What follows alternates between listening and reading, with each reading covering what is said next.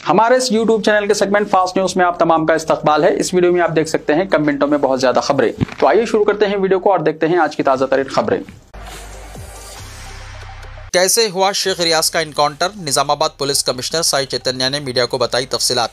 तेलंगाना के निजामाबाद शहर के पुलिस कमिश्नर साई चैतन्य ने बताया कि गवर्नमेंट जनरल हॉस्पिटल निजामाबाद में जेर इलाज मुलजिम शेख रियाज पीर को पुलिस इनकाउंटर में हलाक हो गया। कमिश्नर पुलिस ने प्रेस कॉन्फ्रेंस के दौरान तफसीलात बयान करते हुए कहा कि सुबह के वक्त रिजर्व इंस्पेक्टर, सब इंस्पेक्टर और एक कांस्टेबल मामूल के मुताबिक रियाज के वार्ड में मुआयने के लिए गए थे। इस दौरान रियाज ने अचानक हंगामाराई शुरू कर दी, वार्ड का दरवाजा तोड़ डाला और शीशों को भी नुकसान पहुंचाया। मेडिकल अमले को इत्तला देने के बाद जब पुलिस एहलकार अंदर दाखिल हुए और इसे पुरसुकून करने की कोशिश की तो रियाज ने एक कांस्टेबल की बंदूक छीनने की कोशिश की और फायर करने की नीयत जाहिर की। पुलिस के मुताबिक रिजर्व इंस्पेक्टर ने इसे हथियार वापस करने की हिदायत दी, लेकिन इसने इनकार करते हुए फायरिंग की कोशिश की, जिस पर जवाबी कार्रवाई में रियाज हलाक हो गया। उन्होंने मजीद बताया कि रियाज के हमले में जख्मी होने वाले शख्स आसिफ का हैदराबाद के एक हॉस्पिटल में ऑपरेशन किया गया है और डॉक्टरों के मुताबिक मुकम्मल सेहतयाबी में तकरीबन 1 साल लग सकता है। आलेर वखार इनकाउंटर की तरह रियाज भी इनकाउंटर में हलाक। तेलंगाना के जिले निजामाबाद में रॉडी शीटर रियाज के पुलिस तहवील में इनकाउंटर ने पुलिस की कारकर्दगी पर दोबारा सवाल उठाने शुरू कर दिए हैं और ये कहा जाने लगा है कि मुल्क में कानून की इजारादारी को पामाल किया जाने लगा है। हिंदुस्तानी क़वानीन जुर्म साबित होने तक मुलजिम को मुनसिफाना समाअत का हक हासिल है, लेकिन बेशतर मामलों में जहाँ गरीब, पसमानदा और अक़लियती तबक़े से ताल्लुक़ रखने वालों पर इल्ज़ाम आयद होते हैं, इन पर आयद इल्ज़ामात को साबित होने से पहले ही इनके मकानात के इन्हिदाम पुलिस हिरासत में इनकाउंटर के नाम पर कत्ल के वाक़यात पेश आने लगे हैं, जो कि इंसानी हुकूक़ की सरीह खिलाफ वर्जी है। रियाज की पुलिस हिरासत में मौत के सिलसिले में पुलिस की जानिब से जो कहानी सुनाई जा रही है कि निजामाबाद सरकारी दवाखाने में रियाज जेर इलाज था और इसने हिफाजती दस्ते में मौजूद पुलिस एहलकार की बंदूक छीनकर हमले की कोशिश की, जिसके जवाब में पुलिस ने फायरिंग करते हुए इसे कत्ल कर दिया। इस कहानी पर यकीन करना दुश्वार है, क्योंकि गुज़िश्ता शब ही इस बात की इत्तलात मौसूल होने लगी थी कि रियाज का इनकाउंटर कर दिया गया है, लेकिन पुलिस ने इस बात की तरदीद करते हुए इसके जेर इलाज होने का दावा किया था। लेकिन आज दिन में दवाखाने में रियाज के इनकाउंटर की तौसीक़ की गई है। Director general police mister Shivdhar Reddy ने पुलिस की जानिब से किए गए इस कत्ल का दिफा करते हुए कहा कि अगर रियाज को गोली नहीं मारी जाती तो ऐसी सूरत में रियाज के हाथ में मौजूद बंदूक से किसी शहरी की जान जा सकती थी। Director general police Shivdhar Reddy की जायजा हासिल करने के बाद पुलिस एहलकार के कत्ल का सामना कर रहे रॉडी शीटर रियाज का इनकाउंटर तेलंगाना में कानून की इजारादारी को पामाल करने वाला कोई पहला वाक़या नहीं है, बल्कि मिस्टर शिवधर रेड्डी साल 2015 में जब तेलंगाना के इंटेलिजेंस चीफ के ओहदे पर फायज थे, उस वक्त भी विखारुद्दीन और दिगर के इनकाउंटर में भी कुलीदी किरदार अदा किया था। अप्रैल 2015 में 5 जेर दरियाफ्त कैदी, जिनमें वखारुद्दीन, सैयद अमजद, मोहम्मद जाकिर, इजहार खान और मोहम्मद हनीफ शामिल थे, इन पर ये इल्ज़ाम आयद करते हुए हथकड़ियों में बंधे हुए इन नौजवानों को कत्ल कर दिया गया था कि ये नौजवान पुलिस एहलकारों की बंदूक छीनकर इन पर हमला करते हुए फरार इख्तियार करने की कोशिश कर रहे थे। और अब रियाज के इनकाउंटर के मामले में भी यही कहानी दोहराई जाने लगी है और दावा किया जा रहा है कि सरकारी दवाखाने में जेर इलाज कैदी पुलिस एहलकार की बंदूक छीनकर इस पर हमले की कोशिश कर रहा था। बादअज़ा कौमी इंसानी हुकूक़ कमीशन ने पुलिस इनकाउंटर में कत्ल किए जाने वाले 5 नौजवानों के लवाहिकीन को फीकस 5 लाख रुपए मुआवजा अदा करने की हिदायत जारी की थी। निजामाबाद के सरकारी दवाखाने में हुए इस इनकाउंटर में कत्ल के वाक़े के अलावा आलेर इनकाउंटर में पाई जाने वाली मुमासिलत से यह साबित होता है कि इस मामले में भी पुलिस को सुबकी उठानी पड़ सकती है। 2016 में गैंगस्टर नईम के इनकाउंटर के सिलसिले में महकमे पुलिस की ओहदेदारों की जानिब से मौजूदा director general of police mister B Shivdhar Reddy को इसका क्रेडिट देते हैं, लेकिन नईम के इनकाउंटर के बाद मिस्टर बी शिवधर रेड्डी को इंटेलिजेंस चीफ के ओहदे से हटा दिया गया था। लेकिन रियासत में इख्तिदार की तब्दीली के बाद साल 2023 में दोबारा इंटेलिजेंस चीफ के ओहदे की जिम्मेदारी तफवीज़ की गई और अब वो रियासती पुलिस फोर्स के सरबराह हैं। निजामाबाद में हुए रियाज के इनकाउंटर के बाद मुख्तलिफ गोशों से इस्तिफसार किया जा रहा है कि आया तेलंगाना रियासत उत्तर प्रदेश में तब्दील हो चुकी है, जहां इल्ज़ामात की बुनियाद पर मुलजिमीन के इनकाउंटर और इनके मकानात को मुनहदम करने की कार्रवाई की जाती है और इल्ज़ामात की मुनसिफाना समाअत से पहले ही कार्रवाई के जरिए इंसाफ मुकम्मल होने की दुहाई दी जाने लगती है। जुबली हिल्स इंतखाबी मुहिम में तेजी पैदा करने कायदीन को चीफ मिनिस्टर की हिदायत। चीफ मिनिस्टर रेवंत रेड्डी ने जुबली हिल्स असेंबली हल्के के ज़िमनी चुनाव में पार्टी की इंतखाबी मुहिम में तेजी पैदा करने की हिदायत दी है और यकीन जाहिर किया है कि हुकूमत की फलाही और तरक्याती स्कीमात कामयाबी की जमानत साबित होगी। चीफ मिनिस्टर ने इंतखाबी मुहिम के लिए बतौर इंचार्ज मुकर्रर किए गए वज़रा और कायदीन से मुशावरत करते हुए जुबली हिल्स में कांग्रेस के मौक़िफ़ का जायजा लिया। बावसूख ज़राए के मुताबिक चीफ मिनिस्टर ने जुबली हिल्स में कांग्रेस के हक़ में दिन ब दिन बढ़ती लहर पर मुबन्नी सर्वे रिपोर्ट्स का हवाला दिया, जिसमें कहा गया है कि पार्टी उम्मीदवार के ऐलान के बाद से कांग्रेस पार्टी को BRS पर सबक़त हासिल हो चुकी है। हुकूमत और पार्टी की जानिब से मुख्तलिफ इदारों के जरिए सर्वे का वक्फे से एहतमाम किया जा रहा है ताकि अवामी रद्दमल से वाक़फ़ियत हासिल हो। चीफ मिनिस्टर ने आवाम तक तरक्याती और फलाही इक़दाम के बेहतर अंदाज में तशहीर के साथ साथ सोशल मीडिया के इस्तेमाल की हिदायत दी। BRS की जानिब से कांग्रेस के खिलाफ सोशल मीडिया में शिद्दत के साथ मुहिम चलाई जा रही है, जिसका मुंह तोड़ जवाब देने के लिए पार्टी की सोशल मीडिया टीम को मुतहर्रिक किया गया है। चीफ मिनिस्टर का कहना था कि अवाम हुकूमत की कारकर्दगी से मुतमईन है, बावजूद इसके मुखालिफ मुहिम का मौसर अंदाज में जवाब दिया जाए ताकि अवाम में कोई उलझन ना रहे। चीफ मिनिस्टर ने हाईकमान की जानिब से तैयार की गई स्टार कैंपेनर्स की टीम के तमाम अरकान को मुहिम में शामिल होने का मशवरा दिया और कहा कि दीपावली के फौरी बाद स्टार कैंपेनर्स को मुख्तलिफ इलाकों में मुहिम की जिम्मेदारी दी जाएगी। ज़राए के मुताबिक रियासती वज़रा ने चीफ मिनिस्टर रेवंत रेड्डी से दरख्वास्त की है कि वो भी इख्तितामी मरहले में जुबली हिल्स के इंतखाबी मुहिम में हिस्सा ले ताकि पार्टी कारकुनों और ख़ास तौर पर नौजवानों में जोश व खरोश पैदा किया जा सके। हैदराबाद की मिठाइयों की दुकानों पर छापे, मस्तवी रंगों के इस्तेमाल का इंकशाफ। फूड सेफ्टी ओहदेदारों ने शहर हैदराबाद में मिठाई की दुकानों के मुआयने जारी रखे हुए हैं। ज़राए के मुताबिक इन ओहदेदारों ने उन दुकानों से नमूने हासिल किए और मुआयने के लिए लैब को भेज दिया। शहर में 45 मिठाइयों की दुकानात की तनखीह की गई। इन छापों के दौरान मिठाइयों की तैयारी के लिए मस्तवी रंगों के इस्तेमाल और नाकिस माहौल का पता चला। क़वायद की खिलाफ वर्जी करने वाली दुकानात के मालिकान को नोटिस जारी की गई। इन छापों के दौरान बास मिठाई की दुकानों के प्रोडक्ट्स पर किसी किस्म के लेबल और मुद्दत कारआमद की तकमील की तफसीलात ना होने का भी इंकशाफ हुआ। मिठाइयों की तैयारी के मुकामात पर मक्खियों और मच्छरों की मौजूदगी का पता चला। कई दुकानात पर हिफ्ज़ान सेहत के उसूल भी नज़रअंदाज किए गए थे। नकली तेल के जरिए भी कई अशिया की तैयारी का पता चला। पालमूर यूनिवर्सिटी में MBA और MCA कोर्सेस में admission. Doctor Ghouse Mohiuddin, vice principal Palamuru university, ने अपने सहाफ़ती बयान में कहा है कि रजिस्ट्रार पालमूर यूनिवर्सिटी के मुताबिक पालमूर यूनिवर्सिटी महबूबनगर में MBA और MCA कोर्सेस में चंद सीटें खाली हैं। इनमें दाखिले के लिए TGI सेट 2025 क्वालिफाइड और नॉन क्वालिफाइड उम्मीदवारों से दरख्वास्तें तलब की गई हैं। ख्वाहिशमंद उम्मीदवार दाखिला form Palamuru university PG college पर 21 अक्टूबर 2025 शाम 4 बजे तक दाखिल कर सकते हैं। दाखिलशुदा दरख्वास्तों के लिए स्पॉट एडमिशन 22 अक्टूबर 2025 को किया जाएगा। दाखिले के ख्वाहिशमंद उम्मीदवार दाखिला फॉर्म, तालीमी काबिलियत के तमाम सर्टिफिकेट्स, SSC इंटर डिग्री के सर्टिफिकेट्स और ISET rank card, hall ticket और तमाम बोनाफाइड सर्टिफिकेट्स के ज़ेरॉक्स के साथ प्रोसेसिंग फ़ीस 1300 रुपये क्वालिफाइड उम्मीदवार के लिए और 2100 रुपये गैर क्वालिफाइड उम्मीदवार के लिए के साथ PG कॉलेज पालमूर यूनिवर्सिटी पर दाखिल कर सकते हैं। मज़ीद तफसीलात के लिए यूनिवर्सिटी की वेबसाइट देखी जा सकती है। पार्क की गई कार के नीचे पटाखे फटने से गाड़ी जलकर खाक हो गई। दिवाली के मौके पर हैदराबाद के मेडीपल्ली पुलिस स्टेशन के इलाके PNT कॉलोनी में पार्क की गई कार के नीचे रखे गए पटाखे अचानक फटने के नतीजे में शोले भड़क उठे और कार जलकर तबाह हो गई। इस वाक़े की इत्तला मिलते ही फायर ब्रिगेड की टीम मौके वारदात पर पहुंच गई और आग बुझाने में कामयाबी हासिल की। बादअज़ां पुलिस ने भी जाए हादसे का मुआयना किया। मज़ीद तफसीलात हासिल करने में पुलिस मसरूफ़ है। 3 घंटों में 6000 से ज़ायद ट्रैफिक खिलाफ वर्जियों का इंकशाफ। हैदराबाद में रोज़ बरोज़ ट्रैफिक क़वानीन की खिलाफ वर्जियों में इजाफा होता जा रहा है। शहर के मुख्तलिफ इलाकों बिलखुसूस मसरूफ़ तरीन इलाका मौज़म जाही मार्केट में इस तरह की कई खिलाफ वर्जियों का पता चला है। हाल ही में मौज़म जाही मार्केट इलाके में सिर्फ 3 घंटों में खुसूसी मुहिम के दौरान पुलिस ने 6000 से ज़ायद ट्रैफिक क़वायद की खिलाफ वर्जियों का पता चलाया।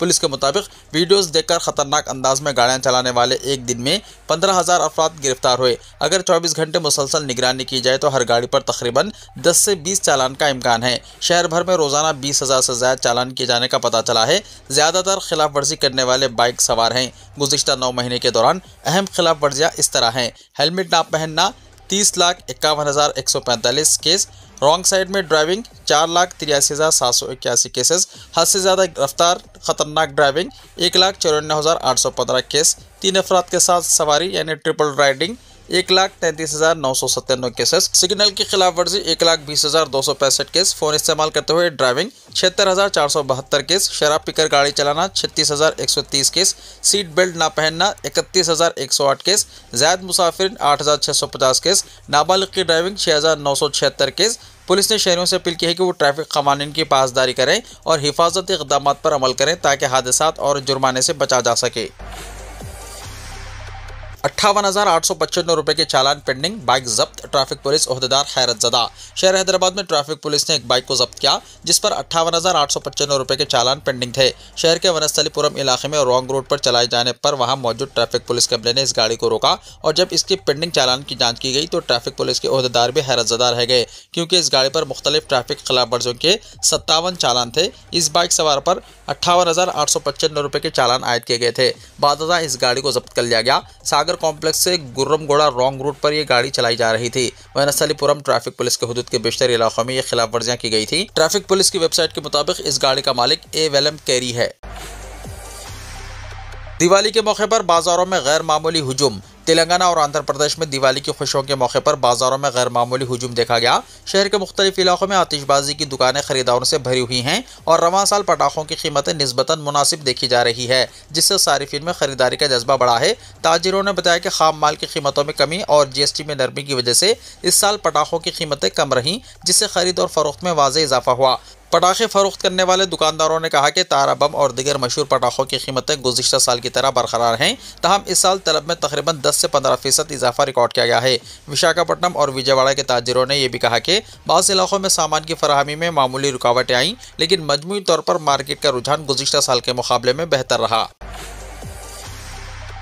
4 दिन के दौरान कई अजला में मौसलाधार बारिश का इम्कान। महकमे मौसमियात ने आने वाले 4 दिन के दौरान तेलंगाना के मुख्तलिफ अजला में मौसलाधार बारिश की पेशकशी करते हुए जर्द अलर्ट जारी किया है।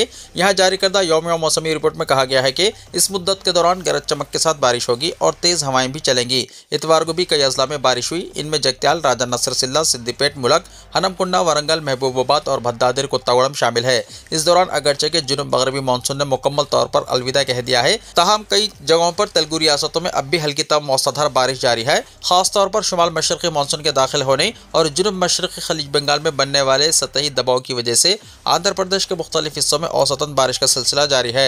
महकमे मौसमियात के हुक्काम का कहना है कि यह सतही दबाव आइंदा 48 घंटों में खलीज बंगाल में कम दबाव का इलाके में तब्दील होने का इम्कान है। इसके ज़ेर असर आइंदा 4 दिनों तक बारिश का सिलसिला जारी रहने की पेशनगोई की गई है।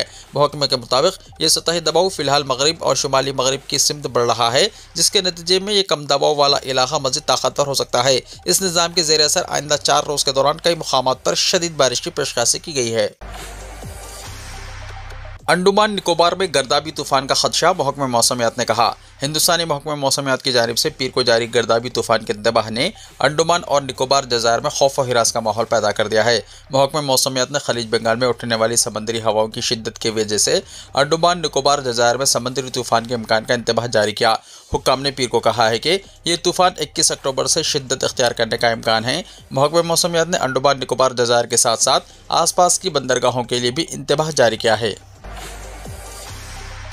बॉलीवुड के मज़ाहिया अदाकार असरानी चल बसे। मारूफ अदाकार असरानी का इंतकाल हो गया। इनकी उम्र 84 साल की थी। बताया गया है कि असरानी पिछले काफ़ी दिनों से बीमार थे। इनका अस्पताल में इलाज जारी था। पूरे मुल्क में आज दिवाली का त्यौहार मनाया जा रहा है। इसी दौरान ये इंतहाई अफसोसनाक खबर सामने आई है। मारूफ अदाकार असरानी का इंतकाल हो गया है। उम्र 84 साल की थी। बताया गया है कि वो काफ़ी अरसे से बीमारी का शिकार थे और अस्पताल में इलाज करा रहे थे। गुज़िश्ता 5 दिन से अस्पताल में ज़ेर इलाज थे। बताया गया है कि इन्हें फेफड़ों के मर्ज़ की वजह से अस्पताल में रखा गया था और वहीं इनका इंतकाल हुआ। बताया गया है कि शाम तकरीबन 4 बजे उन्होंने आखिरी सांस ली। असरानी की पैदाइश 1 जनवरी 1941 को जयपुर में हुई थी। इसके बाद उन्होंने जयपुर के सेंट जेवियर्स स्कूल से तालीम हासिल की और फिर राजस्थान कॉलेज से ग्रेजुएशन किया। साल 1967 में फिल्म हरे कांच की चूड़ियों से असरानी ने बॉलीवुड में अपना कदम रखा था। इसके बाद वो बॉलीवुड की कई फिल्मों में नजर आए और अपनी मज़ाहिया टाइमिंग की वजह से मशहूर हुए, लेकिन आज वो हमारे दरमियान नहीं रहे और सब इन्हें अकीदत के साथ खिराज तहसीन पेश कर रहे हैं। इंतकाल के कुछ ही घंटों बाद खामोशी के साथ इनकी आखिरी रसूमात भी अदा कर दी गई। असरानी ने अपने 58 साल फिल्मी कैरियर में अपनी अदाकारी और मज़ाहिया अंदाज से एक बड़े हल्के को अपना दीवाना बनाया था। उन्होंने 350 से ज्यादा फिल्मों में काम किया, जिनमें शोले, अभिमान, चुपके चुपके, छोटी सी बात और भूल भुलैया जैसी फिल्में शामिल हैं। दूसरे मजहब के शख्स से शादी की कोशिश करने वाली बेटी की टांगें तोड़ दें और इसे घर से बाहर ना निकलने दें, प्रज्ञा सिंह ठाकुर ने कहा। मध्य प्रदेश की बीजेपी लीडर और साबिक रुकन पार्लियामेंट प्रज्ञा सिंह ठाकुर एक बार फिर अपने मुतनाज़ा बयान की वजह से सुर्खियों में आ गई। विश्व हिंदू परिषद के एक प्रोग्राम में खिताब करते हुए उन्होंने वालिदैन से कहा कि वो अपनी बेटियों को लव जिहाद से बचाएं। प्रज्ञा सिंह ने इल्ज़ाम लगाया कि अक़लियती बरादरी के नौजवान हिंदू लड़कियों को निशाना बना रहे हैं। उन्होंने कहा कि अगर कोई बेटी वालिदैन की बात ना माने और किसी दूसरे मजहब के शख्स से शादी करने की कोशिश करे तो वालिदैन को चाहिए कि इसकी टांगें तोड़ दें और इसे घर से बाहर ना निकलने दें, तभी खानदान महफूज रह सकेगा। उन्होंने कहा कि जब बेटी पैदा होती है तो वालिदैन इसे लक्ष्मी और सरस्वती का रूप समझकर खुशियां मनाते हैं, लेकिन बड़ी होने के बाद अगर वो किसी और मजहब के शख्स से शादी की ख्वाहिश जाहिर करे तो ये सोचने की बात है। प्रज्ञा सिंह के मुताबिक ऐसे मौके पर बेटी को रोकना वालिदैन का फर्ज है। उन्होंने वालिदैन को मशवरा दिया कि बच्चों को शुरू से ही अच्छे संस्कार सिखाएं और अगर वो फिर भी ना माने तो इन्हें सुधारने के लिए सख्ती करने से गुरेज ना करें, क्योंकि ऐसी लड़कियों को सबक सिखाना जरूरी है। प्रज्ञा सिंह ठाकुर के इस बयान पर शदीद रद्दअमल सामने आया है। कांग्रेस लीडर भूपेंद्र गुप्ता ने इनके रिमार्क्स की सख्त मजम्मत करते हुए कहा कि मध्य प्रदेश में मजहब की तब्दीली के इल्जामात पर अब तक सिर्फ 7 केसेस दर्ज हुए हैं। इसके बावजूद अवाम में इस तरह की नफरत क्यों फैलाई जा रही है, ये अफसोसनाक है। दिवाली के मौके पर दिल्ली की हवा का मियार काफी बिगड़ने का खदशा, पटाखे कसरत से फोड़े गए। कौमी दारुल हुकूमत समेत मुल्क भर में लोगों ने पीर यानी 20 अक्टूबर को बड़े जोश व खरोश के साथ दिवाली मनाई। इमारतों को रंग बिरंगी रोशनियों से सजाया गया और घरों में मिट्टी के चिराग रोशन किए गए। रोशनियों के त्यौहार के मौके पर लोगों ने मंदिरों में पूजा की। इस साल माहौल दोस्त सब्ज पटाखों के इस्तेमाल की इजाजत देने की सुप्रीम कोर्ट की मंजूरी के बाद शराइत के साथ कौमी राजधानी में बड़ी तादाद में सब्ज पटाखे फोड़े गए। दिल्ली में वज़ीर आला रेखा गुप्ता ने अवाम से अपील की है कि वो सिर्फ सब्ज पटाखों का इस्तेमाल करके शहर को आलूदगी से बचाएं। हवा के खराब मियार की वजह से उन्होंने लोगों पर जोर दिया कि वो रिवायती तरीकों से दिए रोशन करके, रंगोली बनाकर और मिठाइयां तकसीम करके त्यौहार मनाएं। दिल्ली की हवा का मियार दिन के वक्त खराब हुआ और रात को पटाखे फोड़ने की वजह से मंगल और चाहरशंबे को शदीद जुमर में पहुंचने की उम्मीद है। सरकारी इदाद-ओ-शुमार के मुताबिक शहर का 24 घंटे का औसत हवा का मियार यानी एयर क्वालिटी इंडेक्स 345 रिकॉर्ड किया गया, जो इंतहाई नाक़िस जुमर में आता है। इतवार को AQI 326 पर रिकॉर्ड किया गया था। हर रोज शाम 4 बजे हवा के मियार का इंडेक्स रिकॉर्ड किया जाता है। आलूदगी के बारे में बीजेपी के रुकन असेंबली योगेंद्र चंदुलिया ने कहा कि दिल्ली हुकूमत आलूदगी पर काबू पाने के लिए लगातार काम कर रही है। सऊदी अरब में मुलाजिमत करना हुआ मजीद आसान, किफाला निज़ाम खत्म, कंपनियों को हिरासानी पर लगा लगाम। सऊदी अरब में मुलाजिमत करना मजीद आसान हो गया है। ये राहत सऊदी में काम कर रहे गैर मुल्की मुलाजिमिन को हासिल होने वाली है, जिसमें लाखों हिंदुस्तानी भी शामिल हैं। सऊदी अरब में गैर मुल्की मुलाजिमों के लिए मुलाजिमत में राहत की खबर एक सरकारी हुक्म के बाद आई है। इस हुक्म में किफाला निज़ाम को ऑफिशियल तौर पर ख़त्म करने का ऐलान किया गया है। हालांकि जून 2025 में ही किफाला निज़ाम को ऑफिशियल तौर पर ख़त्म करने का ऐलान किया गया था, लेकिन इसका ऑफिशियल नोटिफिकेशन हाल ही में जारी किया गया है।